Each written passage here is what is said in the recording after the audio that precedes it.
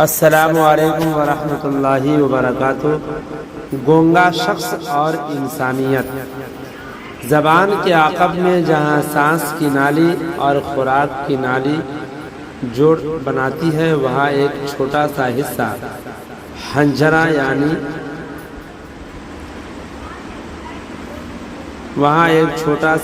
حنجرہ کہلاتا ہے۔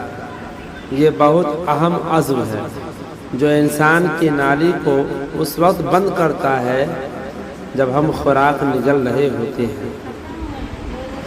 ہمارا کھایا کوئی نوالا اگر سانس کی نالی میں چلا جائے تو ہم دوسری سانس ہی نہ لے پاتے ہیں۔ یہی حصہ دماغ اور زبان کا وہ تال میل بناتا ہے جو ہم الفاظ کی صورت کہتے سنتے ہیں۔ گونگے شخص کے منہ میں زبان ہوتی ہے، بس اس کے حنجرہ کا دماغ سے تعلق اگر نہ بن پایا ہو تو زبان ہوتے ہوئے وہ بھی بول نہیں پاتا۔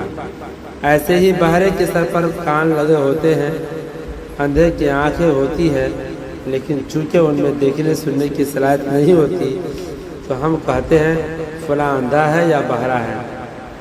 ہمارے آس پاس ایسے ہی بہت سے انسان بظاہر مکمل انسان ہی نظر آتے ہیں، لیکن ان میں انسانیت نہیں ہوتی۔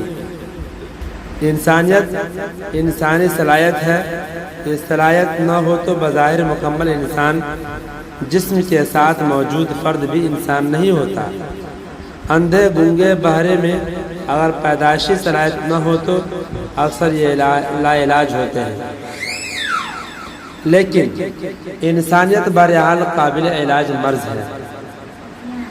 انسانیت کا علاج احساس کہلاتا ہے۔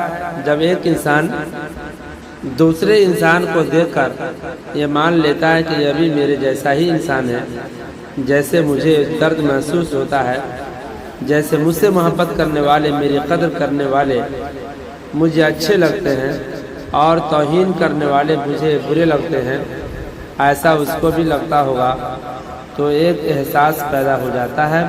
اس احساس کو انسانیت کہا جاتا ہے۔